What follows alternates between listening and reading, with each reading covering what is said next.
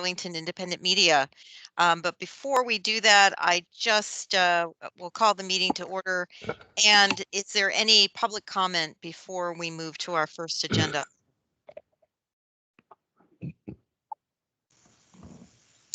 Hearing none. Lynn and Gary, so delighted that you're here with us.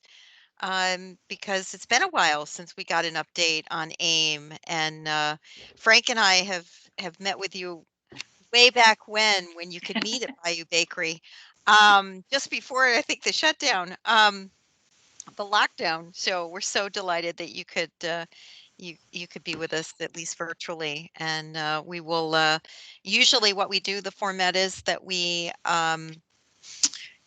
have you all say, opening comments and then open it up for questions. And on our side, Tech Commission members, if you could just introduce yourselves before you ask a question, that'd be great, just to give Lynn and Gary a context. Thanks so much. Over to you all. Thank you both. I'm Lynn Borton. I'm president of AIM's board. Gary is a longtime director, is actually one of the county appointees to our board, and might be the person responsible for talking me into taking the chair a year and a half ago. But actually, Gary is going to sort of take the driver's seat this evening. I'm going to play co-pilot and fill in some blanks as necessary. But we're really excited about sort of telling you what we've been up to. And it's certainly been a year since we sat together at Bayou Bakery and planned to have you all come and tour AIM a year ago at about this time.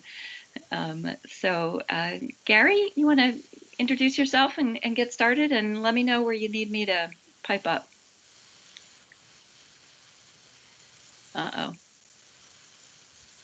Gary, you don't have audio. We saw him come on.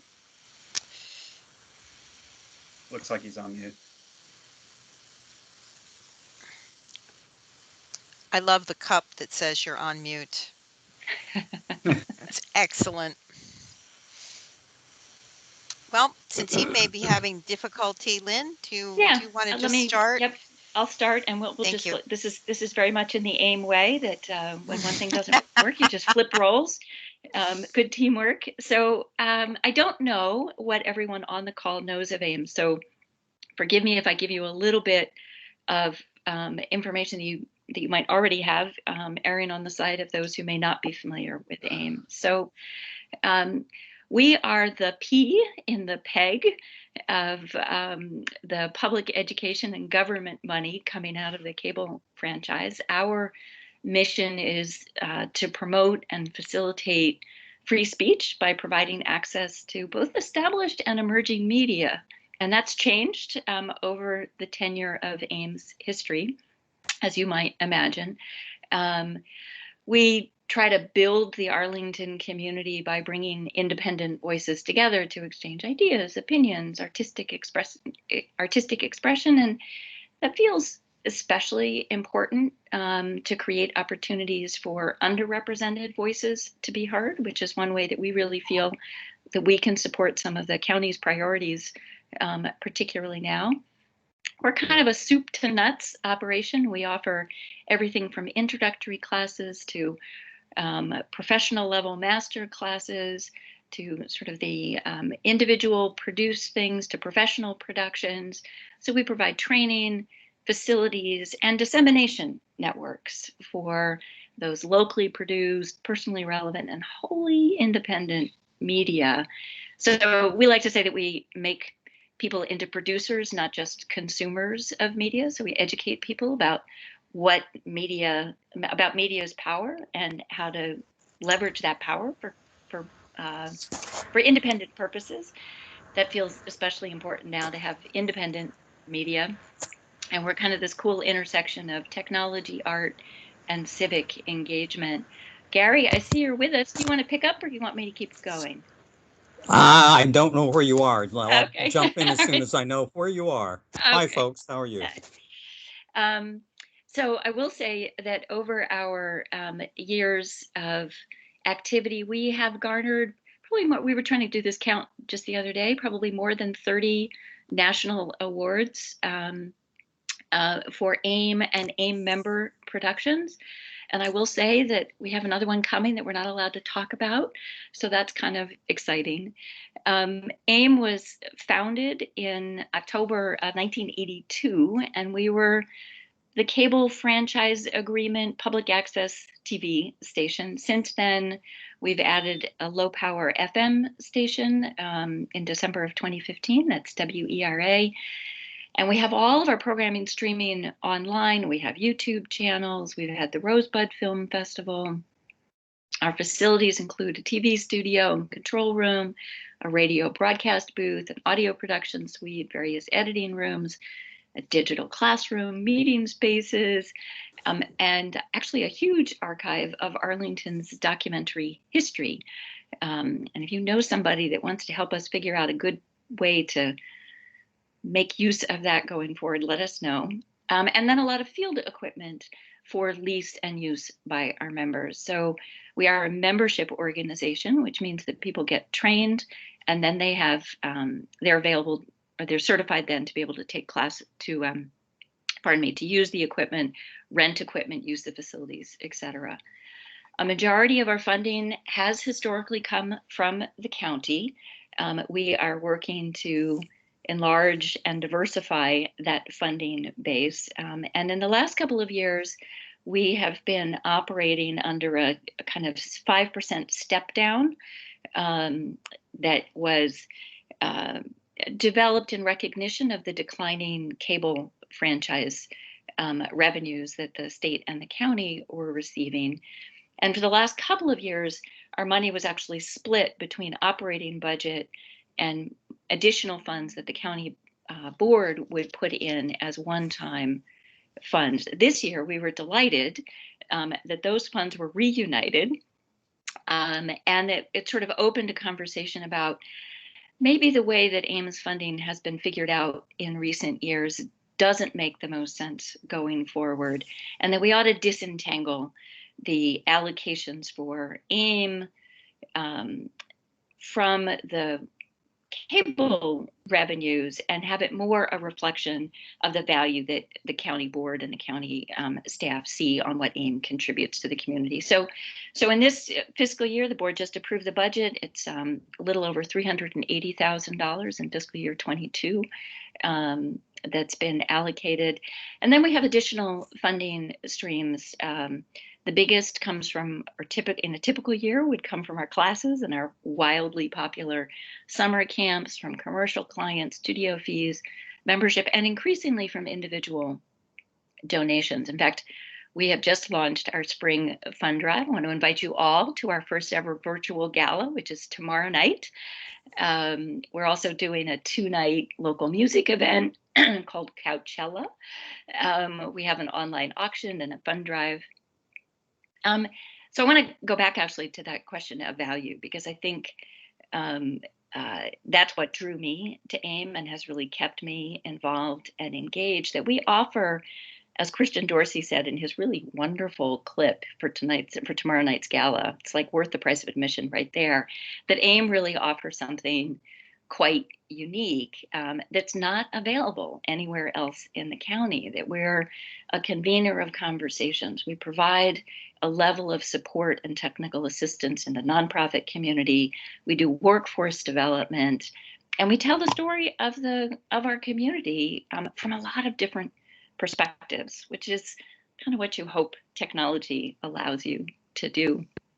So since our founding, we've had probably more than 15,000 programs on our various channels. I don't know that anybody's got really reliable data on this, but I would guess maybe 20% have been in languages other than English, including Vietnamese, Farsi, Amharic, Spanish, Arabic, Korean.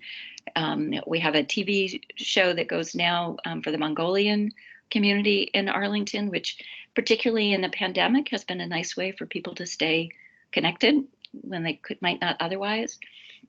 And producers really try to explore issues that matter to the Arlington community and might not get coverage in mainstream media.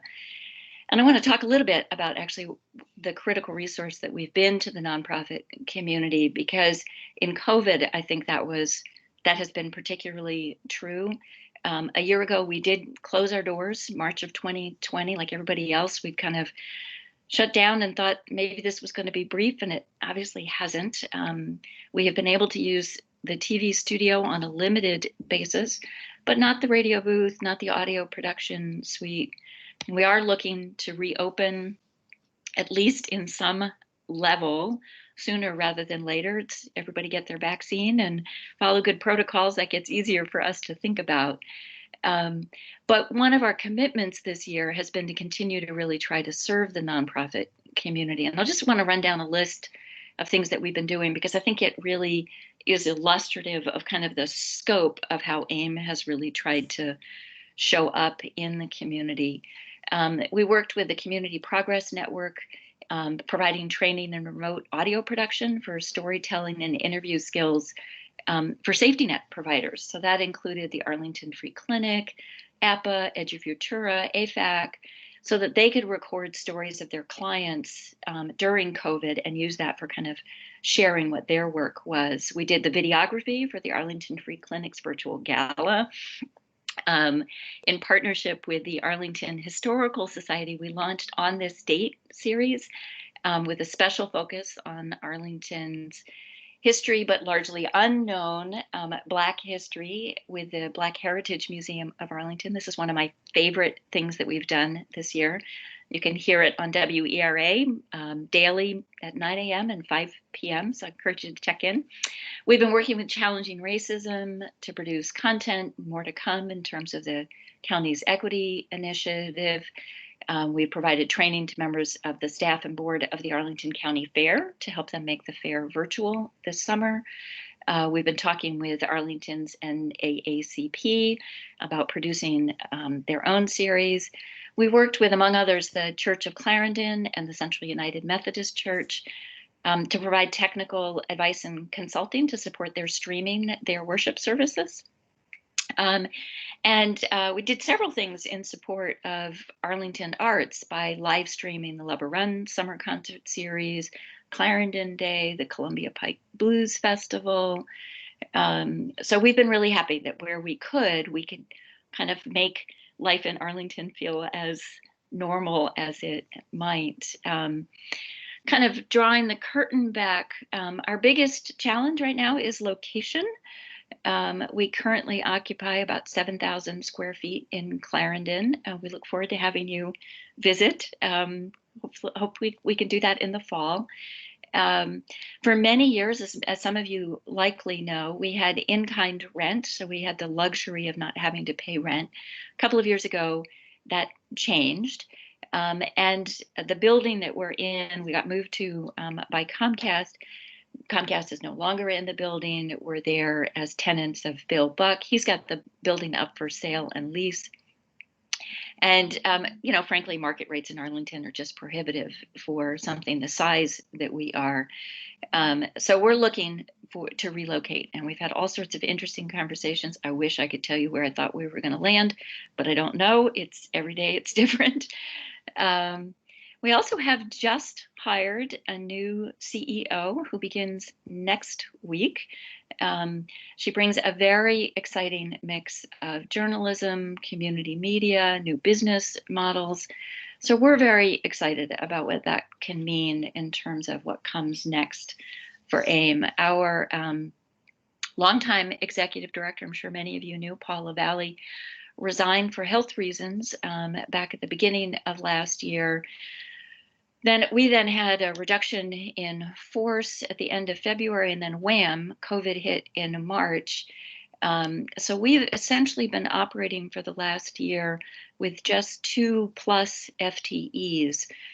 We were fortunate to be able to secure 2 Small Business Administration PPP loans, the first of which was fully forgiven, which was great, and we're on track for that as well. And that's frankly made all the difference for us in terms of the year. And then, sort of all the way back, Gary and I serve on the volunteer grassroots board. We have 14 seats. 3 of them are appointed by the county board with input and advice from this body. So thank you very much. We serve for 3-year terms. It is very much a working board. It was really a working board this year. And the remainder of our members are elected by and from the membership. I would welcome your recommendations or interest in board service.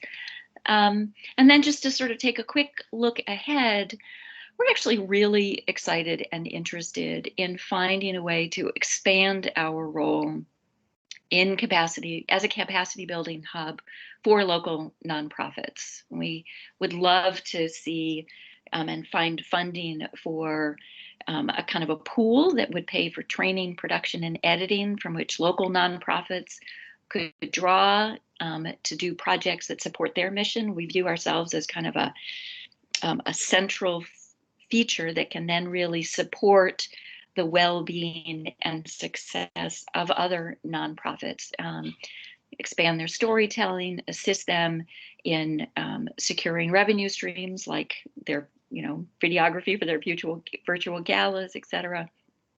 And also strengthening the connective tissue among the vital service committee providers in the county. In terms of finding additional funds, our strategy is to really work to engage wealthy local donors and corporations in helping area nonprofits do that work. And we've got an exciting partnership, among other things, coming with Marymount for a federal work study employment program, building on internships and other things that we've done there. So I'm going to take a deep breath and invite any questions. Gary, did I miss anything?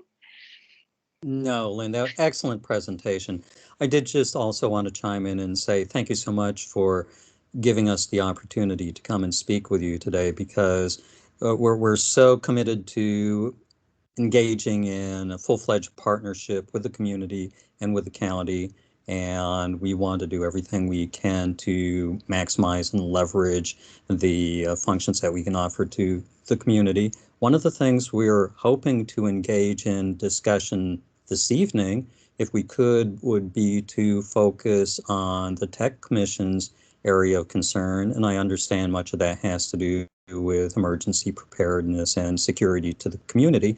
So if at some point we might be able to have some bit of dialogue or questions and answers, what is it that you folks are looking for? What are the factors that are important to you?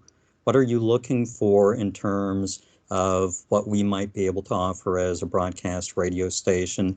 What can we do to enhance the relationship that we have? What do we have on the table before us? What remains to be done going forward?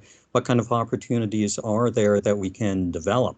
I think some of the typical questions, Frank and I know about this going back our FCC days, that, for example, back with the Katrina hurricane, one of the things that came out and one of the lessons learned was that a lot of the infrastructure failed when it was most needed. We're talking about cell phone telecommunications, and no one was really prepared for that.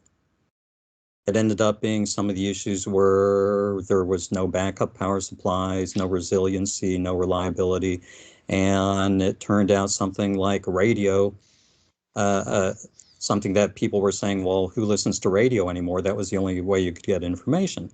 And here we are, we have a radio station.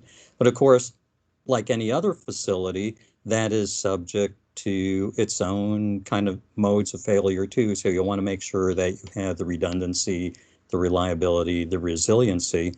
So this comes like around a big circle to kind of you guys, Bailiwick. You're interested in having partners who can provide reliable communications during emergencies. We have a facility that is an important component of doing that. And we, for our purpose, and I think your purposes, could have a very good discussion about, what are the priorities? What do we need to do going forward? Thanks so much, Lynn and Gary. I'll open it up to the commission members. Questions?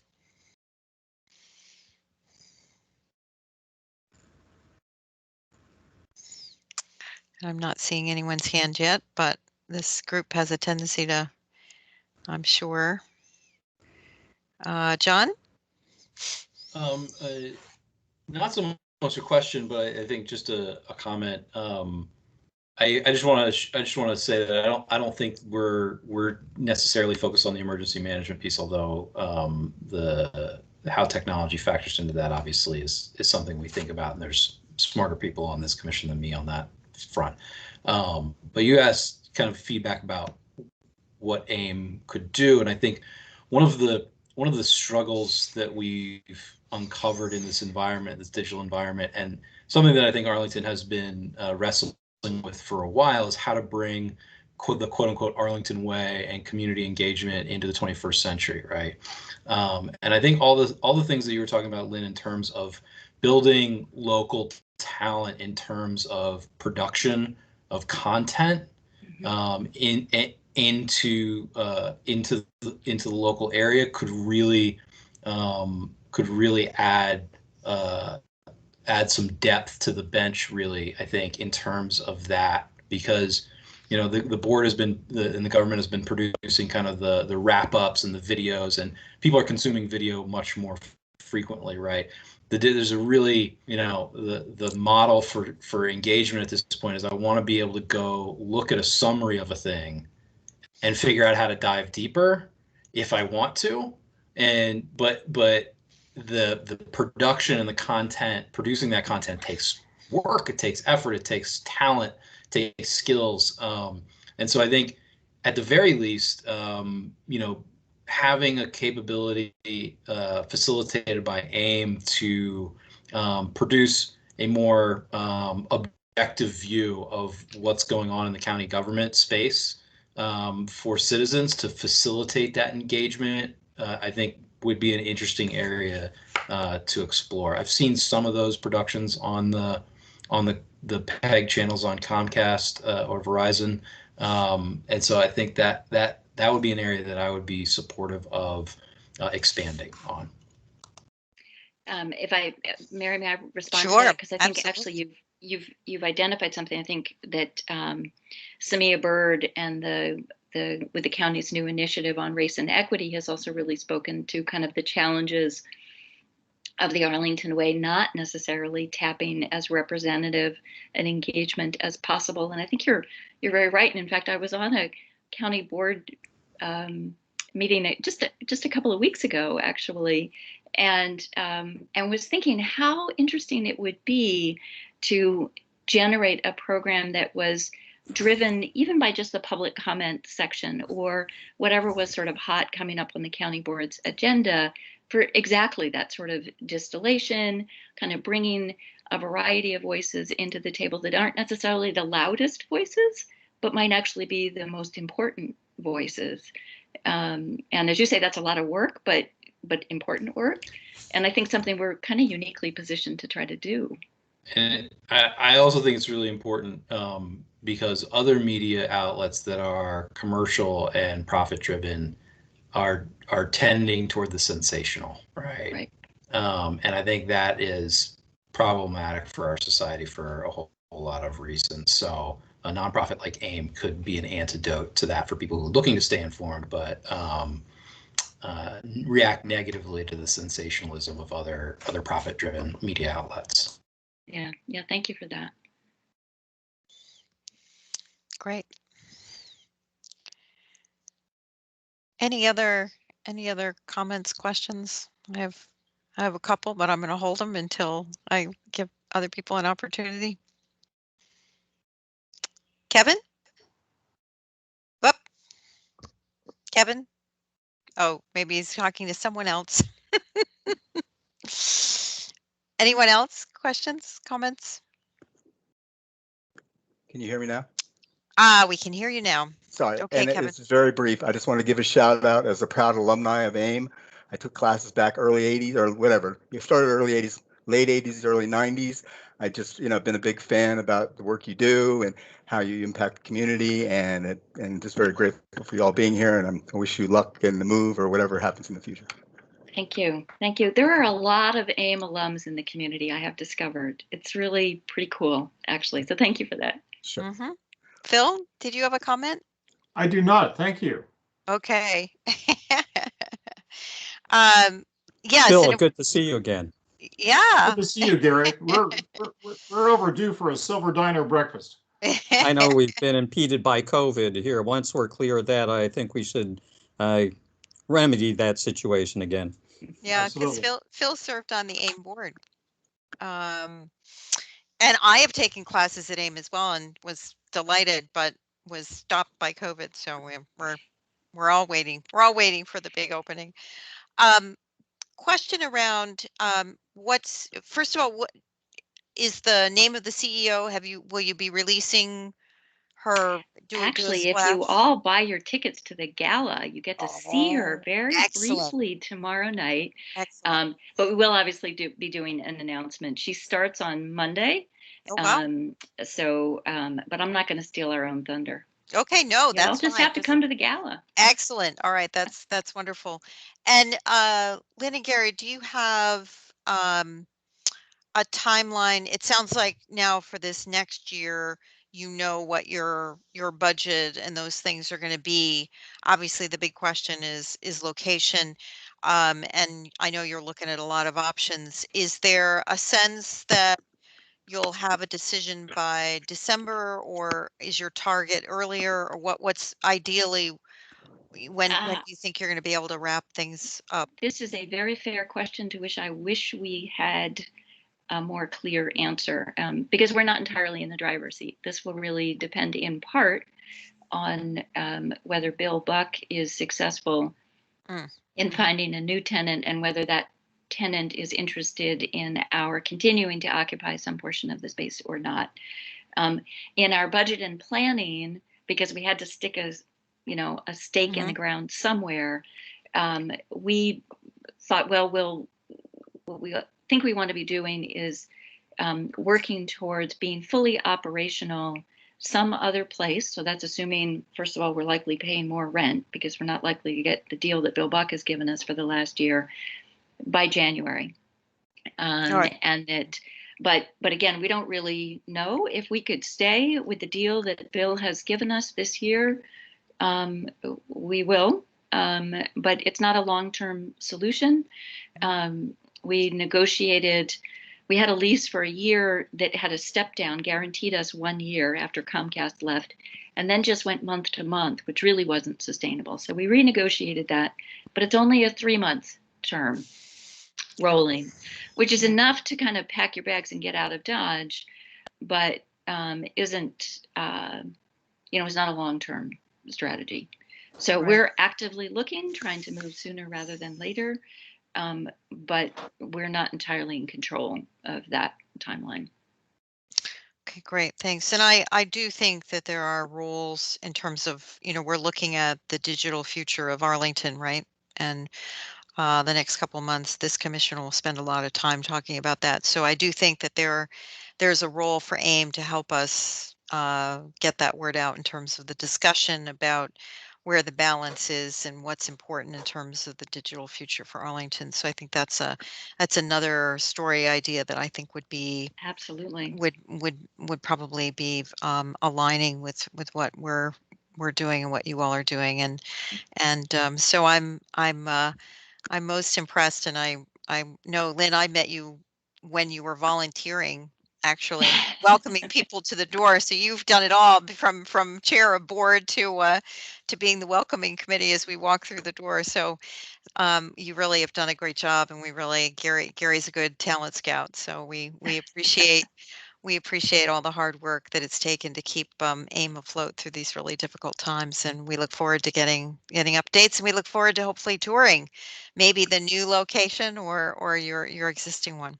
Well, if we're still in the existing one, I want you to come there, and when we get to the new one, I want you to come see us in the new place. It won't feel like home till you guys come and visit. So. Oh, well, thank you so much. Well, really thank you. Appreciate it. Well, our pleasure. And feel free to stay on, but you can you can exit now, whichever you prefer. We'll just go through our list. But thank you so much. Thank you all. All right, take care. Thank you. You're welcome. All right, David, you are next up on the, you want to give us an update on county website and all things broadband probably too, right? Probably more, yeah, more on the, let me start with the public website. Excellent. Yeah. So thank you to, I think, Bill and Kevin and anybody else who actually saw it on the website for participating in the tree test.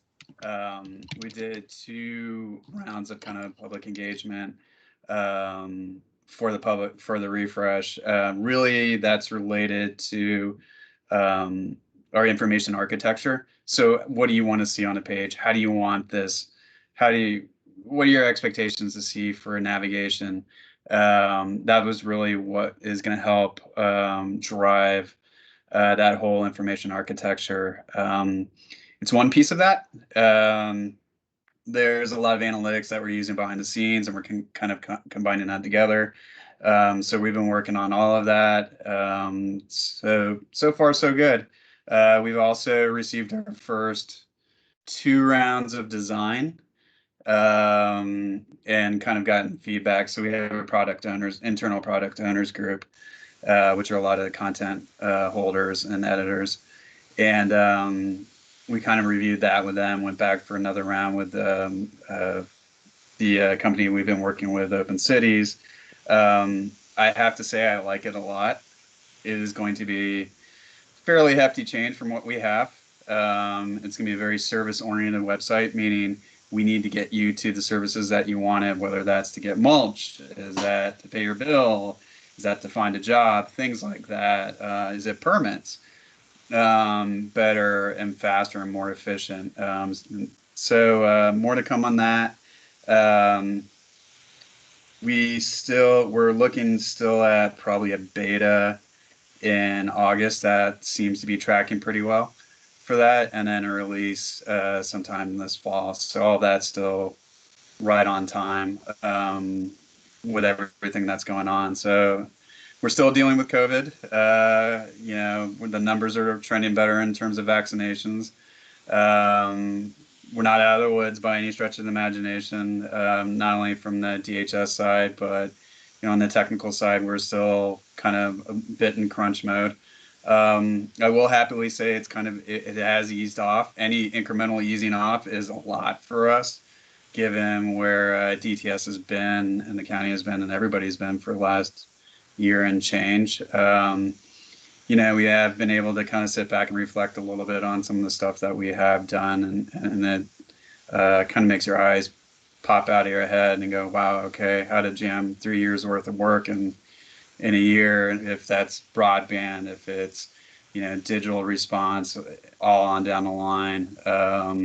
So a lot of good progress on that, and I'll turn that over to Jack for any further comments. But if you have any questions on public website, please let me know. I'll just continue giving you guys briefings on that and progress on that as it goes along.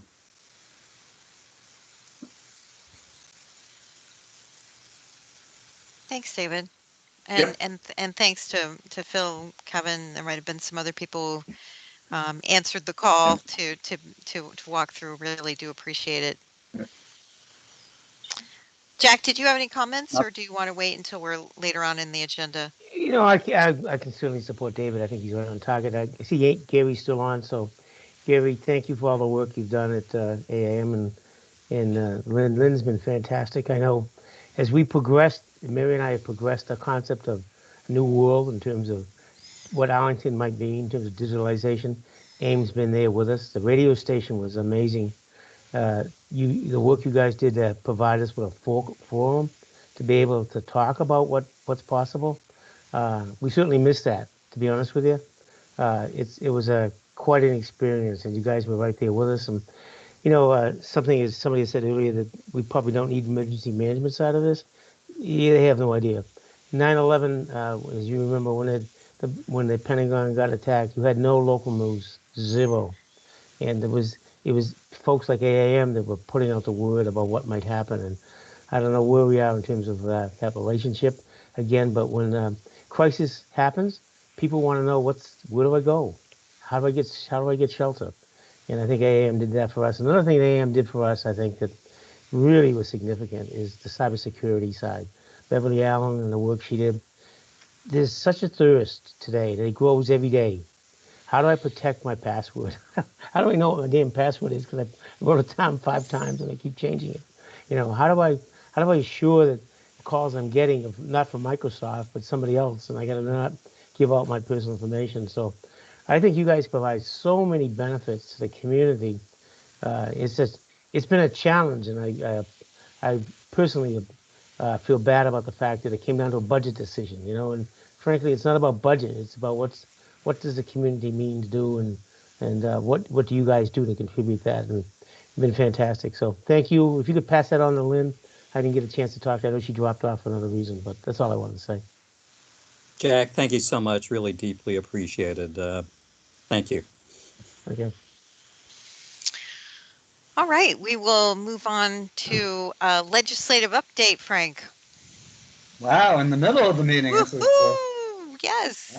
I also wanted to thank Lynn and Gary for joining us this evening, and we did actually have the opportunity to review the agreement that WERA has with the county for emergency access, and I think we felt that it really served the county well, and would be an important asset to have should there be a crisis. We don't want any crisis, but should there be, that's a good way to get emergency information out. So but thanks again, Gary and Lynn.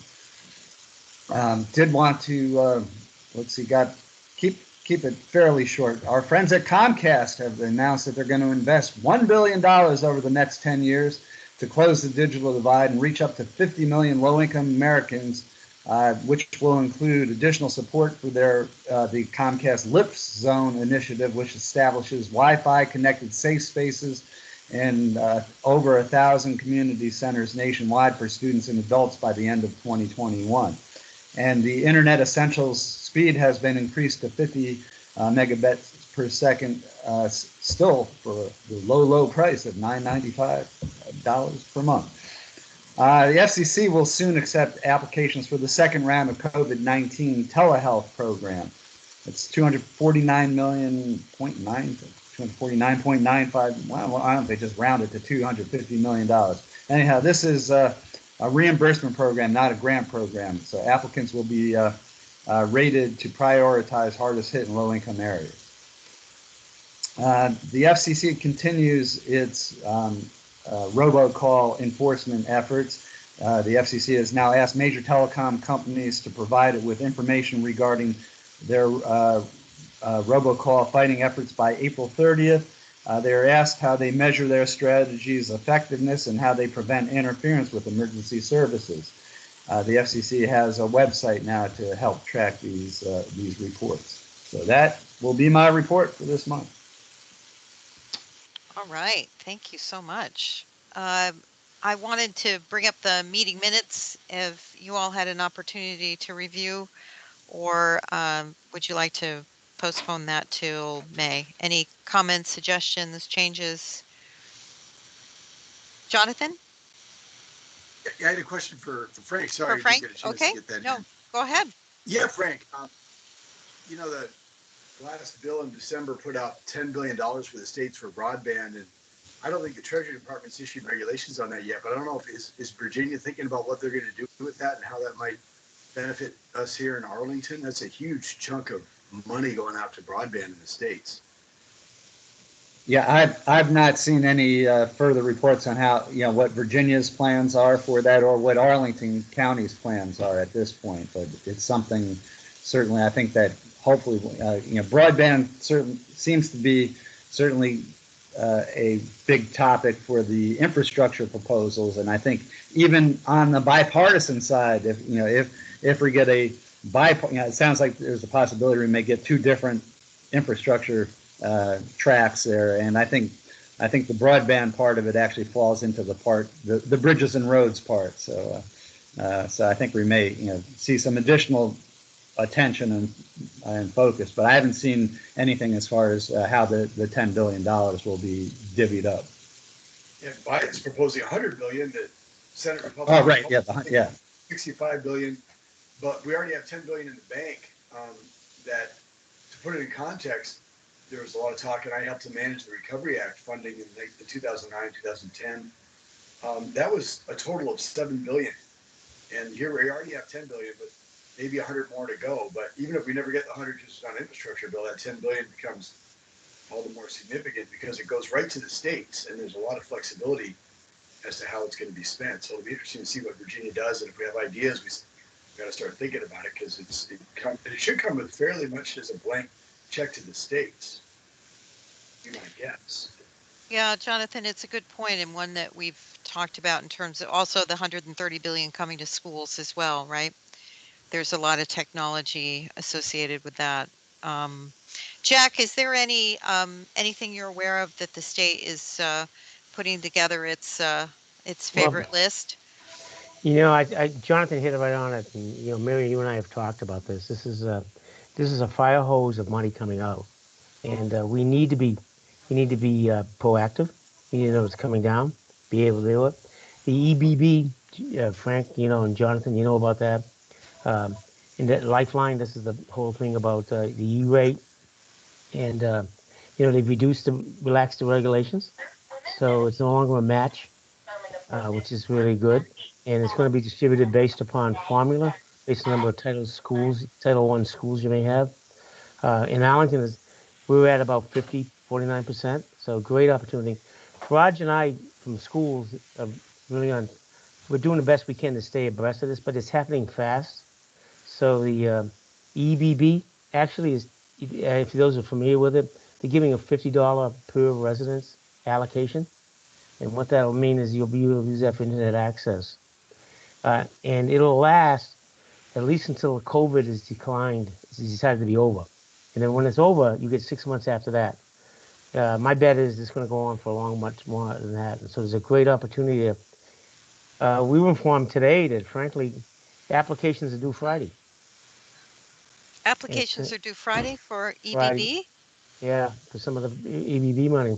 And what it's going to be is Jonathan and Frank know, that seems like a lot of money, but that goes fast. Mm. And there's a fear that money would be targeted and opted for. So we're really concerned about that. The governor, not the governor, the Arlington American Recovery Act, the money that came through, 1.9 billion, they allocated. Mary and I talked about this. They allocated up to 10 earmarks per congressional representative. And you guys know that when earmark, that's very powerful. If you can bring the gravy home to the district, you're a hero. So you can name a post office after Frank, and you're carrying a lot there. So that's there. That went through. That's on the table. So there's a lot of opportunities. And what Raj and I have been doing in schools is we really believe we can't just operate as we have in the past independently. We have to recognize that things he wants to do, I'm trying to support, vice versa. And how can we present a better picture if we're aligned, if we're saying this is something we ought to be doing together. So for what it's worth, I've challenged anyone and everybody who will listen that we gotta look at this funding source, because you haven't seen anything yet. Okay, so we won't get what is it, $100 billion, but we're going to get close to that, Frank and Jonathan. And the question is, I mean, you guys are more politically savvy than I am, but I think you're going to get a chunk of that. And where are we in this whole mix? And if we don't have shovel-ready projects ready to go, an idea of what we're going to do with it, then that money will go right by us. And I'm not saying that we're not better off than other counties in the state, in the country, but there's an opportunity here, and we ought to be aware of it. So I don't have any concrete thing to say that we've managed this any better, but I see the problem, and I think, Mary, you and I have talked about it. This is a problem we got to address. Just a question on that: is there any funding needs for the fiber that we have, or I mean, is there any money that would help us to light that up to low-income communities, or?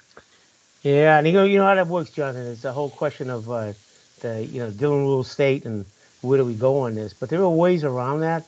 I know Tim Dempsey's been pushing for Arlington Fiber. A lot of the things we could do differently. I just read a recent article talking about creating a gender neutral, agnostic approach to how we handle using fiber and wireless at the same time. And there's a lot of support behind that. And so that you get equal innovation. You're just not, the Sea Lakes want to put they want to put the 5G, as you know, in the urban areas where there's a high density and money, they can make money off it. But what about those areas that aren't that so privileged? And how do we take care of them? So it's out there. The discussion's still taking place. I think the good thing is what we've been talking with schools about. We've moved the target from worrying about the unserved to the underserved. Mhm. And Good. it's nice to say that, well, we gave somebody an internet connection and things are fine, but is that sufficient? To serve the home? And do we have an obligation? I don't have an answer to this, by the way. I have my own thoughts personally, but do we have an obligation to make sure that everybody has equal opportunity? And what does that mean? Right. Equity and access. Yeah, because this has such a time sensitive note, Frank and I are scheduled to meet with Takas, and this is going to be one of the things we raise in terms of, look, we want to make sure that we're being strategic and that we have a plan, right? Because I'm sure other communities have one. I just want to make sure that we're not at the end of the line. Right? I mean, and as somebody from out west said to me today, when we were talking about the underserved, said, well, if Arlington County can't do this, then who in the country can?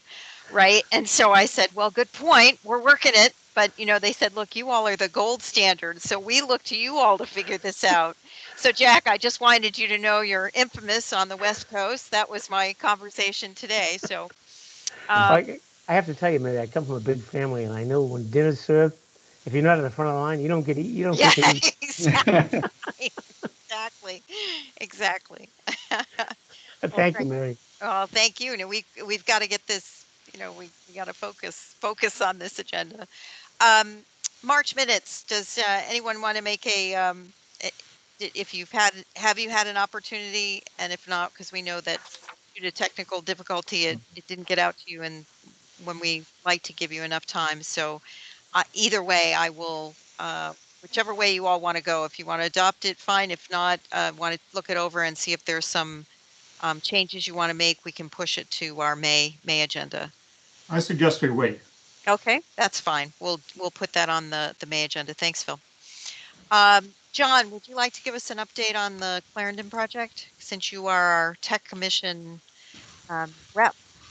Sure. So let me get the name right because it's been referred to a couple different ways. The Safety and Innovation Zone Demonstration Project that we've been briefed on previously by Holly Hartel has formed a privacy and get the name right here too. The privacy oversight panel, which is essentially a governance board to pilot the county's privacy principles and privacy program in partnership and in collaboration with this demonstration project. We've had our first 2 meetings. The second one was earlier today. They are posted on the project website, which you can find by searching Safety and Innovation Zone Demonstration Project. And I'll post the link in the chat here just for the record. They are on Wednesdays at 11. We had 2 meetings starting off sorry, technical difficulties, copy paste. It's not really speak well of me. We had two meetings this first month to kick it off to review the charter and discuss some initial thoughts and feedback. And then we'll be meeting monthly afterwards. The charter is posted on that website, as well as a project FAQ. We spent the first 2 meetings kind of discussing the questions that we've had when Holly briefed us that we kind of still have. I had the opportunity to sit in on a briefing from Holly to the Clarendon Courthouse Civic Association. They had many of the same questions. And so, I've encouraged the county staff to get some answers to those types of questions, because I think they are predictable, and the answers that we have right now are not satisfactory in my view, nor did it seem like the Civic Association members were satisfied with the answers. So I think if we don't have good answers to those types of questions, doing these types of pilot projects will become harder into an outcome that I think we would support. I will say that there was, yeah. What were some of the questions? Some of the same questions that we've asked, in terms of it not really being clear why we're focused on this particular set of use cases. Some of the questions like, how can you explain to me that there is something called an optical sensor, but it's not a camera, that won't retain pictures or images? How is the data processed? Those types of questions, David, that we've raised before in our briefings, were raised by the community as well. So I think this commission is kind of in sync with what the community members who showed up to that Civic Association meeting were asking about. And I don't think they were satisfied by the answers that they got, as I don't think this commission was necessarily satisfied by the answers that we got at the time. So that's kind of on the docket to address.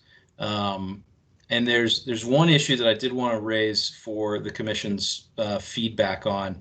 As it was originally briefed, both, and I went back and watched the video for the county board approval of the project. And in the briefings to us and in briefings in the FAQ and in other places, it seemed as if, to me, that this was an experiment to see if we could generate data and indicators that could be used for these public safety use cases, but that they were not intended to be used operationally to make operational decisions for fire and EMS type dispatch or police public safety type dispatching and resourcing decisions. And I asked that as a clarifying question today, and that seemed to be not the case.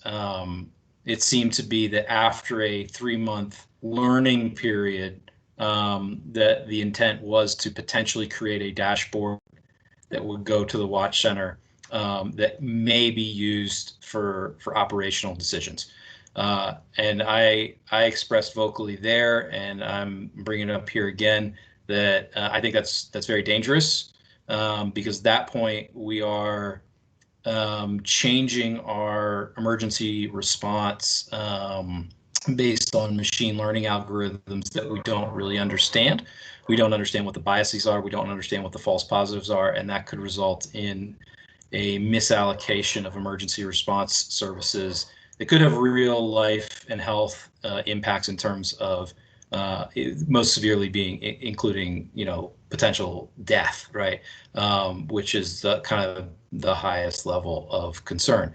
And so I think, it's okay to learn and to do pilot projects to learn, but generally speaking, you want to do that in a way that's very safe.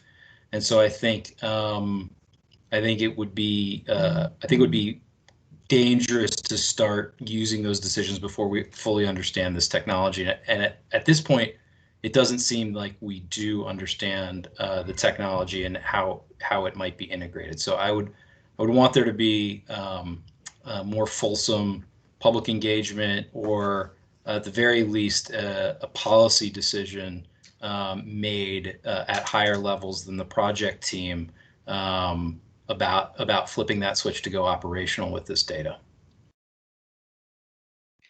John, clarifying question. After the end of that 3 months, isn't there a review and a report back before before it's folded into the operation? Or that was what you were clarifying, that it will just automatically fold into the operational toolkit? So at this point, Mary, it's unclear, and I don't think this intent was was clearly understood, at least certainly not by me in the briefings that we've received. I don't think it came up during the board briefing. And so I just wanted to highlight that as something, and maybe everyone else here saw that and was okay with it, but I'm guessing that that's not the case. Yeah, my recollection, of course, we can go back, but my recollection was it was going to be an opportunity to look and learn, right? Right. And then there would be a collective report and then an opportunity to figure out, all right, what's the next step? I didn't think it was a seamless, automatic, we do the 3 months and then we move into the operational. So that's, yeah, that's something that I think I just want clarity around. Yeah. Yeah. So again, it's a little nebulous at this point, Right. Mary, Okay. which I think is the Right. problem, right? It's like I said, learning is good, doing these pilots is good. You know, we talked a lot about risk and risk management in these types of situations, and part of risk is the impact if something goes wrong, right? And if something goes wrong with a pilot project that's not connected to anything, it's no big deal, right? Right. Right. But if something goes wrong with the miss dispatch of emergency services and emergency responders, something could go very wrong. And so I think we should go very, very slow in terms of thinking about incorporating this kind of technology into our operations, because I don't think we understand it well enough. Okay. So John, keep us posted. Thank you. That's If I really may, helpful. Mary, Yeah, Jack, do you want to comment? I think John brings up some valid points, and that's part of the deliberative process of the group we put together. We want them to raise uncomfortable discussions to some, but to raise them and then have a consideration by the entire group. Frankly, I have not been briefed on what the group's been doing because I want to hear what they have to come up with in terms of the recommendations. But that's the whole idea behind this. This is, you know, I don't disagree or agree with everything John said, but I think it has to go through that process. And we get some top-notch people on this group, and you know, they'll come up with a conclusion that we can look at and review and say, okay, do we agree or do we not agree? But we don't know Jack, yet. to be fair to your team, this came up at about 11:45 a.m. today, so I'm sure they're taking it and they're looking at it. Yeah. And it just, we have our only have our commission meetings once a month, so I wanted to raise that here as well. You know, my main concern, if you're not being listened to, you know, everybody's saying that's nice, thumbs down, we're going, then that's not good. But if they're being listened to, that's the whole idea. We want to hear you should challenge. This is the whole thing about question storming. You know, do we not agree? Why not? And what do you say to maybe make this work better? But that's where I stand right now, and I know that's where Mark is as well, Mark Schwartz. Yeah, and I will say that the team is looking at using the NIST frameworks, which is the gold standard. And so we've got some work ahead of us, and I think we're headed in the right direction in terms of privacy controls and privacy governance. But that transition to operational uses was concerning to me. I think Kevin's on the call. Kevin, I don't know if you want to. Kevin's part of the commission, isn't he? Kevin Broadhurst.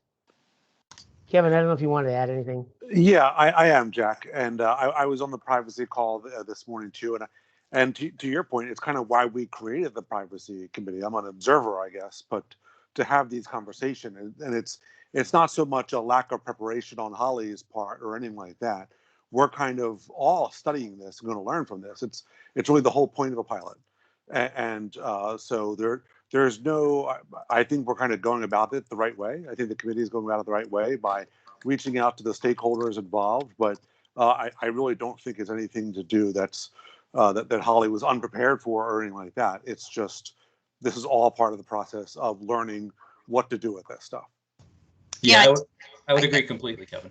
Yeah, I think the only question, Kevin, if you or Jack want to address, is the automatic seamless moving from the 3 months into operations. I mean, that doesn't see, that wasn't my understanding. My understanding was we're going to learn from this, we're going to think about it, and then have some conversation about where we go next. So it wasn't an automatic move, and Yeah. that's concerning. That was my real concern, is that I don't think that intent was clear in the briefings that I had seen up until that point. So I just wanted to highlight that for folks. Right. Is there someone else has a, let me see who else has a question on. I see a hand raised here. I have a hand. David. Yes. Go ahead. One of the points I raised when this came up was the importance of community feedback and engagement for many of the same reasons that John has alluded to and brought up. One of the issues that I really wanted to talk about was, has this been briefed to the Civic Federation, and or are there plans to brief it to the Civic Federation, and has that been done? And if not, why not? So David, I'll say that Holly is pounding the pavement in terms of engaging with as many groups as she can get on the calendars for. It's people have to say yes to allowing her to show up, and she's being totally transparent with the privacy oversight panel in those engagements, and allowing us and inviting us to participate and observe those engagements. So I don't have anything for the Civic Federation on the list yet, but I don't think that's because it's not planned. I just think it's because it's not scheduled.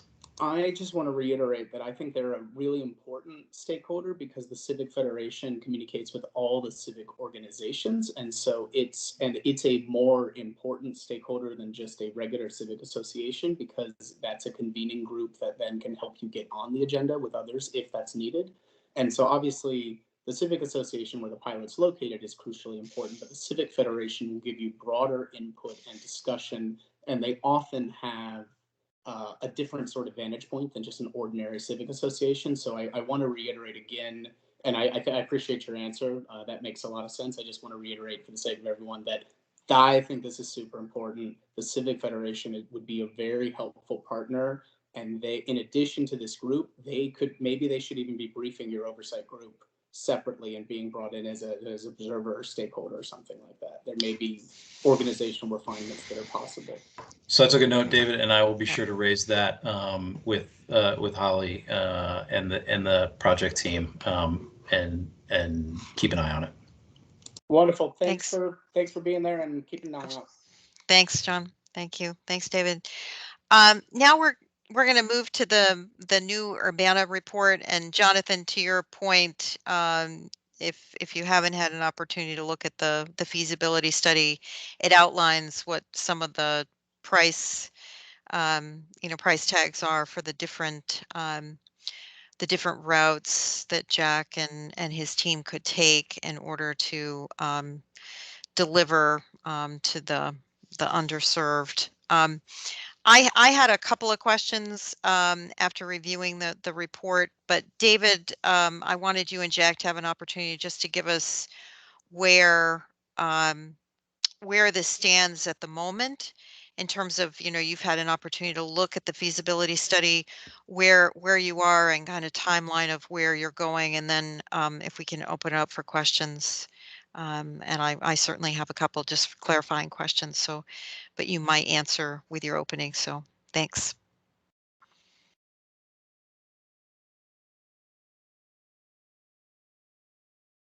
I don't know who's taking the lead. David, are you taking the lead? Or you want me to take the lead? I think if you could. Oh, okay. Yeah. I know. I mean, you saw the feasibility report. It lays out the cost and the technical. I think to some degree the technical approach that they want to take there. The real question is technology adoption, and that's that end user support, and what does that look like? And we've surveyed many cities across the country and what they do. Some just basically just turn on the internet broadband access and say, go at it. You figure out how to get to Netflix and how you get Disney Channel and all that. Others have somebody can help you, channel support, surfing support. So they presented, the goal is, of course, to survey in this one case, Gates of Balsam, which is in Arlington Terrace View, with internet access to, then again, back to what we said earlier, it's more than just the unserved, it's the underserved. And how do we create an environment that's measurable? The manager's concern, quite honestly, is it's money. It's there's an upfront cost for infrastructure, and then on top of that, there's an ongoing cost for support. And you got to, and this becomes a model. If this is the model, then you've got other localities across the county that scale it. scale it. They're going to want to jump in line. And how do I get that? You know, there's some areas along Columbia Pike which are really in much poorer conditions than is Gates of Balsam. So he's challenged that. I know Kevin and I have talked. Kevin Broadhurst was on the phone call, and I think Kevin's looking at an assessment of what the model might be if Comcast did it. If Comcast provided sort of a white glove service and provided the access they wanted at the speeds they wanted, what would that look like? Kevin's still in the process of working on it, so we haven't seen that yet. But the manager he is he wants to be able to evaluate all the alternatives and say, okay, what's the road forward? You know, what's a roadmap? You know, and I've been pushing the concept of the neighborhood conservation plan that the CPHD does. You know, where neighborhood says, hey, this needs to be not. Can you get the sidewalks done a different way? Can you put the crosswalks here? Can you do this? This is totally different, but it's getting that concept of there's a real need here. How many residents are needed that don't have the access? How many students do we have here that could get the access? And it's maybe that's the way we pursue this forward and have a normalized approach to how we fund these things. But there's across the board, as you might know from the board, is that it's really critical that we start looking at how do we provide services to everyone in the community that's like we have electricity. We wouldn't hesitate if someone told you we got this a great apartment over here. We need to get access, and by the way, there's no electricity. You say that's nice. I'm not going there. So we should have the same approach to what we're doing with broadband. So we're still going down the road. Nothing's been decided yet. You know, we know numbers, somewhat numbers. We don't know the full benefit. We know there's been a sea change that's taken place that I know some nonprofits, Arlington Public, APA, has really gone after the fact that they now believe that they shouldn't build a new residence unless it has affordable broadband at the speeds they want. And they're willing to invest in it. Good. Nina Giannopoli met with me not too long ago, and she said, no. She said, we see the light. We've got to invest. So we got to guarantee that the folks who are in these places have the underserved have equal access as we have at home. So that sea change is taking place. I was talking to the state the other day, and they see the same thing taking at the state level. There's a recognition that we need to have this, and as Frank said with the Biden bill and Jonathan, I mean that recognition that 5 years we're going to have broadband access for everyone in the country. Can we do that? Well, we're going to find out because we we're going to try it. The other thing to add, Jack, is next in May, in addition to the former Baltimore CIO, which you have been kindly being the conduit for that, we have the housing commissioner. So my counterpart from the Housing Commission for Arlington will brief us because in my conversations with him, I really wanted 1 gig up and 1 gig down. I know that's far, far, far above what's in the FCC floor, but if we're going to do it, why don't we look at doing it, right? I mean, I'm with you. I just feel like why, it's kind of like the national airport, they built it and now we're already too big for it, right? So, I just feel like let's take the leap that we need to take. Jonathan, to your point, I mean, are these some of the things that you have the numbers for this, Jack? Are these some of the things that can get connected? I mean, here we have a pot of money that the federal government has said, look, we want communities to support broadband. Is this something that, or how do we find out if this is something that would fall or align with the requirements and the intent of that money?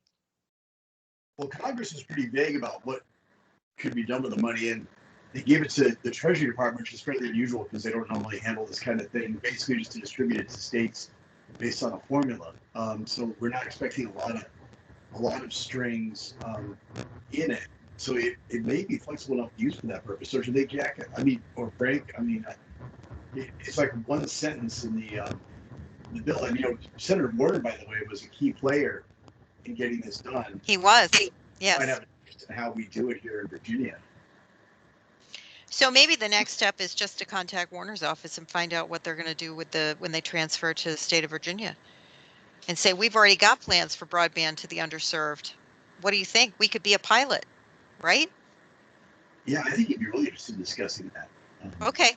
Well, let's because I mean, let's just get in line. I mean, I mean, why sit here? You had a feasibility study since December here. We know that it's critical. So let's just find Do out. it. And it's not county money. I mean, we could be a pilot for the country, for goodness sake. Any other thoughts on that before we move to some of the questions that we might have about the actual study? Anything?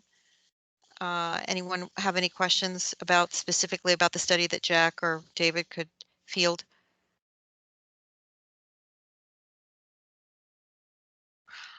While you all are thinking, Jack, I wanted clarity around, you know how it said 4 months, it was giving some, when would that clock start? Would it be your understanding that the board would have to direct the county manager to implement, execute, and then that's when the 4 months would start? I mean, I'm just trying to get a sense I about wish I what could. the Yeah, timeline is. I can't give it clarity. I mean, it's certainly a procurement issue, and I don't know. But I would hope. I mean, just to ramp up something like that. I mean, it involves all kinds of things: laying infrastructure, getting a bulk internet provider to provide that access, and negotiating that. I mean, if I was to go call up Crown Castle this afternoon and tonight and say I'd like you to set up, the best they could do would be 45 days. So it Right. gives you a perspective of An what idea. an idea of what we're dealing with. And you got to get buy-in. I mean, the EBB is based on getting families to qualify, and they got to apply. And but it's $50 a month, and it addresses the capex and the opex aspects of this. And then they're doing the ROI models to determine, what works. What is it? Full service? Is it white glove service? Is it something less than that? So still a lot more to be decided upon. I think the manager's been certainly consumed by COVID and the budget crisis, but I think we're coming out of it now, and coming out in terms of the events that have been taking place. That's what I keep arguing for, and I know I'm a nuisance because I keep asking the questions. Have we thought about this? We Well, got to really these are focus on it. windows of opportunity, right? Yeah. I mean, these are windows of opportunity. I also like the ambassador. Yep. I mean, I think that's really that could give skill sets to people who might not even think of themselves as tech, right? That's something that I know the fiber industry and 5G industry has pointed out, that there's a real shortage of people who understand fiber and 5G. Right. I'll have to tell you, my guys are being called daily by other jurisdictions saying, hey, what are you making? Are you interested in moving? And they're great. They're long tooth. In other words, they've got long experience in Verizon, AT&T. They know how to make it happen. And, they're staying because they're loyal to the county, but, that could change rapidly, And so we have to realize that we're in competition with a lot of people who see the opportunity to really change the way we're working. And also, it's a jobs program. Yeah. I mean, this could be, Jonathan, this is similar to what you all are doing with internships and building capability in the wireless arena, correct? Yeah, we have apprenticeships that employers can engage in. We talked to Jack a while ago. It's not quite the county, but for employers to sort of train people to become techs in wireless deployment and also broadband fiber. And we're trying to get underserved communities to get more involved in our industry and increase participation in the industry. It's fairly white male dominated, and we're trying to change that and use the opportunity for apprenticeships to make that different. Yeah, this just has, yeah, so I think we just need to move. And do some things. Yes, go ahead, John. Yeah, I'm just wondering. There's so many JBs here. Go for it. JB1, JB2. Go for it. I'm just wondering how many housing units we're talking about at the gates of Boston in Arlington Terrace View. 45. Is that right? um, 405 units. 405. Yeah. Yeah. Yep. And then, yeah. Yeah. We think that's a lot, John. You know, we think that's a lot, but you know, you go down. I was visiting an area down the other end of Columbia Pike. They get 550. Yeah, I don't You know, I don't think it's a lot. Yeah. And I just where did what budget line item did the funding for this study come out of? Do you remember? No, I don't. I think it's probably a personal. You know, the manager has like a fund, contingency fund he can reach back in. There was no stated item for it that I know of, and I know that's you know, to fund this long term, you need Kevin and I have talked about, is there money existing? There is no identified source of funding going forward at this point. Right. Right. So. Okay. All right. That's any other questions, comments before we move on? I have comments, but I don't have any more questions. Okay. Comments? There's nothing in my mind particularly problematic with the report, but I think it highlights kind of the things that we've been talking about here in terms of the overall need for digital planning, because funding this type of analysis ad hoc for 405 housing units in a community of 230,000 people that's growing every day, I think is not a recipe for success over the long term.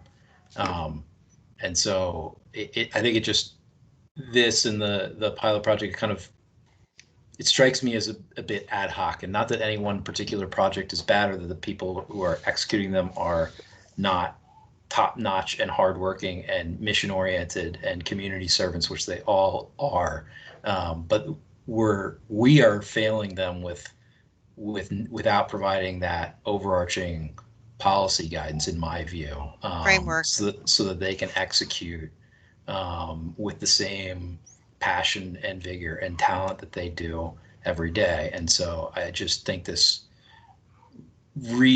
highlights in my mind that need for that larger planning effort. That's all. Thanks, John. And of course, that will be our focus in May. Actually, there are 3 parts to May. Let me just tee this up so you all. One is Jack has reached out to the former CIO of Baltimore, and you remember that they had an unfortunate cyber incident and he's certainly willing to talk to us about that, so we have a better understanding of how we can prepare. And then secondly, I mentioned the Housing Commissioner, my counterpart, will come because I really want to talk about how we together talk about this issue around digital, high-speed internet.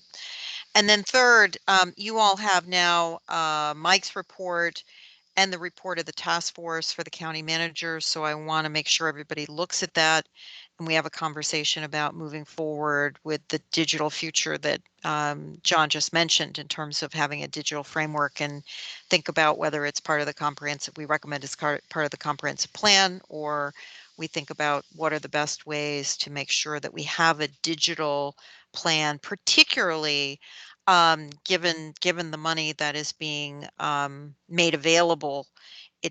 For us to be strategic, we have to know what we want and what's going to serve the community best. And I think that whole planning piece is one that I think collectively on this commission in particular we've talked about a lot. So that will be those are going to be the three areas for May.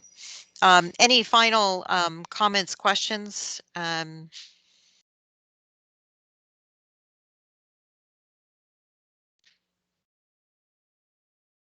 All right, hearing none, I will entertain a motion to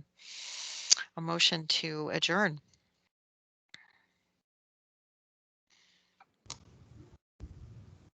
So move to adjourn. Is there a second? Second. All right, all those in favor? Aye. Aye. Aye. Against? Neutral? All right. Oh, this may be a record. Wow, we're actually 10 minutes early. So we'll see you next. We'll see you in May. Really, will be obviously a full agenda. And thanks everybody. Really appreciate it. Gary, thanks for hanging in there with us Yep. the whole time. Appreciate it. My pleasure. Thank you. All right. You take care. Bye, everybody. Good night, all. Thank you all. Bye. Thank you. Thank you.